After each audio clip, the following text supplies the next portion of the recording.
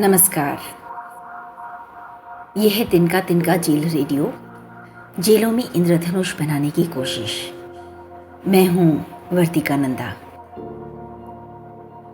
शाम के करीब 3:30 बज रहे हैं। एक महिला बंदी तेजी से डिप्टी सुपरिटेंडेंट शैलाक्षी भारद्वाज के कमरे में आती है।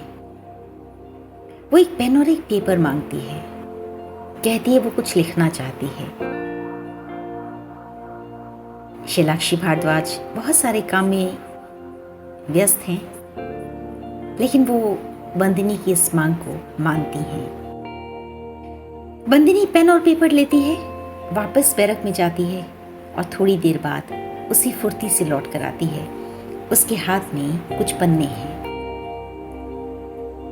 एक पन्ने पर लिखा है, डीजी सर, आपके आशीर्वाद का मोल नहीं, बस दिल से धन्यवाद। दूसरे पर लिखा है, DG sir, we will always remember you for what you have done for us. तीसरे कागज पर उसने लिखा है, मेरा परिवार बहुत खुश है क्योंकि अब मैं रेडियो चौकी हूँ। चौथे कागज पर उसने लिखा है, डीजी सर, पिछले 21 सालों से जब से जेल में आई हूँ, चैन की नींद कभी सो नहीं पाई। अब इत्मीनान की नींद आती है क्योंकि मेरी पहचान रेडियो चौकी की है। ये सब आपकी वजह से हुआ है। हरियाणा की 19 में से 7 जेलों में रेडियो आ चुका है।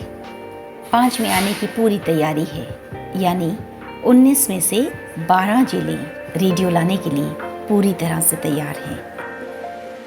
भारत के इतिहास में शायद ऐसा कभी नहीं हुआ कि किसी राज्य में इतनी जेलों में एक साथ रेडियो आने की ऐसी मुस्तैद तैयारी हुई हो। ऐसा भी नहीं हुआ कि रेडियो लाने की एक पूरी प्रक्रिया बनी हो, पूरी शिद्दत के साथ। कोरोना से जूझती बाहर की दुनिया के पास तो वैसे भी इस वक्त खास तौर पर जेलों के लिए कोई समय नहीं, तो जेलें तो और भी हाशिए में हो ही जाती। लेकिन एक शख्स ऐसा था जिसे रात और दिन जेलों की चिंता थी, और आज ये महिला बंदी जो चिट्ठी लिख कर लाई, उसके केंद्र में यही शख्स है। ये है श्री के सेल्वराज, जेल महानिदेशक हरियाणा। अपने 36 साल के कार्यकाल में सेवाओं का आखिरी समय हरियाणा की जेलों को दिया, और इस दौरान कई बड़े कामों के बीच उन्होंने ठाना कि जेलों को एक आवाज दी जाए। हरियाणा का जेल रेडियो आज जिस आवाज को सुन पा रहा है, उसका श्रेय श्री के सेल्वराज को जाता है। जनवरी और फरवरी के महीनों में पानीपत, फरीदाबाद और अंबाला की जेलों में रेडियो आया। फिर दूसरा चरण बना।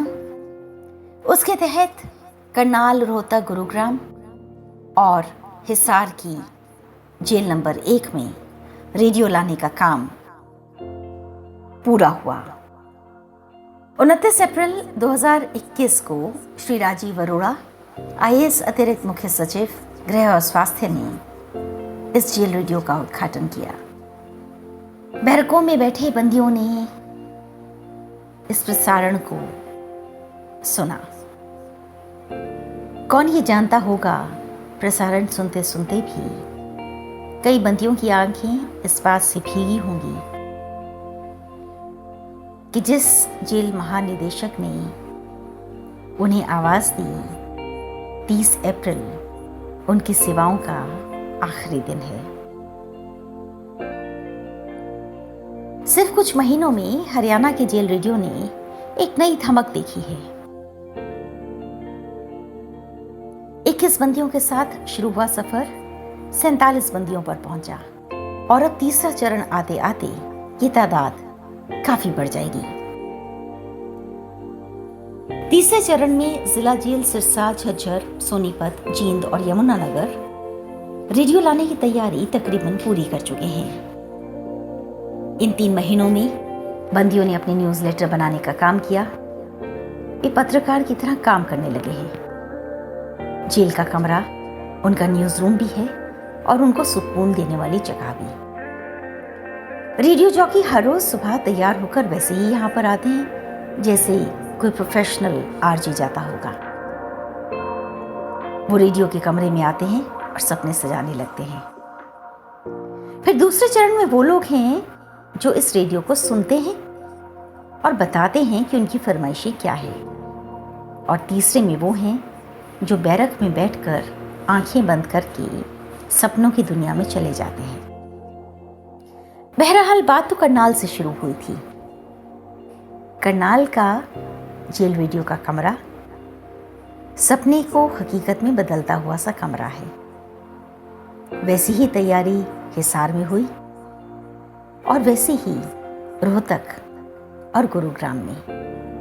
इन सभी जेलों के अधीक्षकों ने इस बात को जैसे ठान लिया था कि अप्रैल का महीना पूरे होते होते जेल के बंदियों को ये तोहफा सौंपा जाना है। इस तोहफे को पाने वाले बंदी खुशी से भरपूर हैं। वे रोज रेडियो के जरिए अपनी बात कहेंगे, लेकिन आज उन्होंने कहा है कि अपने पसंदीदा अधिकारी के जाने के बाद रेडियो में उनकी कमी खलेगी। जब भी रेडियो पर वे कुछ कहेंगे और सुनेंगे तो उन्हें ये बात भी शिद्दत से याद आएगी कि कभी किसी ने उनकी परवाह की। जेलों का रेडियो सपनों और खुशबुओं का रेडियो है। कोरोना की सारी चिंताओं के बीच में इस रेडियो ने बंदियों को साथ दिया है। ये बंदी अब एक ऐसे संसार को रच रहे हैं जिसे कोई नहीं सोच सकता। इन 47 बंदियों में 10 महिलाएं हैं, एक ट्रांसजेंडर है, 2 MBBS डॉक्टर हैं, कुछ निरक्षर हैं, कुछ पोस्ट ग्रेजुएट हैं। किसी का कलम से वास्ता था और किसी का कभी नहीं था। जेल की ये पाठशाला बड़ी अनूठी पाठशाला है। आज इस पाठशाला में सोते वक्त ये बंदी कुछ उदास होंगे, लेकिन उसी उदासी के बीच वे अपनी प्रार्थनाओं को आसमान में भेज रहे हैं, इस उम्मीद के साथ